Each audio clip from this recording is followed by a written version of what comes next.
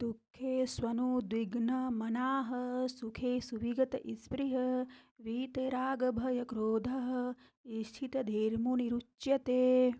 दुखों की प्राप्ति होने पर जिसके मन में उद्वेग नहीं होता और सुखों की प्राप्ति होने पर जिसके मन में स्पृहा नहीं होती तथा जो राग भय और क्रोध से सर्वथा रहित हो गया वह मननशील मनुष्य स्थिर बुद्धि कहा जाता है। दुःखेष्वनुद्विग्न मनाः दुखों की संभावना और उनकी प्राप्ति होने पर भी जिसके मन में उद्वेग नहीं होता अर्थात कर्तव्य कर्म करते समय कर्म करने में बाधा लग जाना, निंदा अपमान होना, कर्म का फल प्रतिकूल होना आदि आदि प्रतिकूलताएं आने पर भी उसके मन में उद्वेग नहीं होता। कर्मयोगी के मन में उद्वेग हलचल न होने का कारण यह है कि उसका मुख्य कर्तव्य होता है दूसरों के हित के लिए कर्म करना, कर्मों को सांगोपांग करना, कर्मों के फल में कहीं आसक्ति ममता कामना न हो जाए इस विषय में सावधान रहना।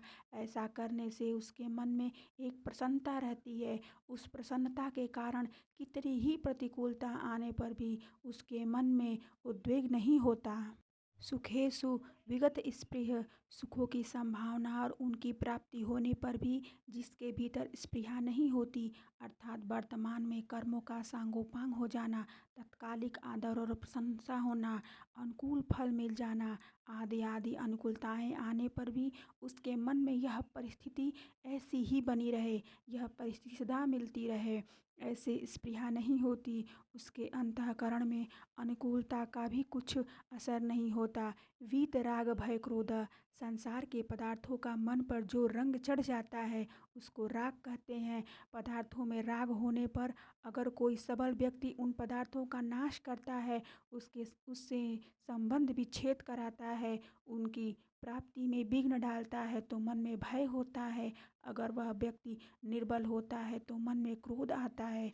परंतु जिसके भीतर दूसरों को सुख पहुँचाने का उनका हित करने का उनकी सेवा करने का भाव जागृत हो जाता है उनका राग स्वाभाविक ही मिट जाता है। राग के मिटने से भय और क्रोध भी नहीं रहते अतः वह राग भय और क्रोध में सर्वथा रहित हो जाता है। जब तक आंशिक रूप से उद्वेग स्पृहा राग भय और क्रोध रहते हैं तब तक वह साधक होता है। वासना कामना आदि सभी एक राग के ही स्वरूप हैं।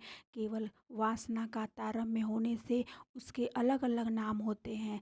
जैसे अंतःकरण में जो छिपा हुआ राग रहता है उसका नाम वासना है, उस वासना का ही दूसरा नाम आसक्ति और प्रियता है।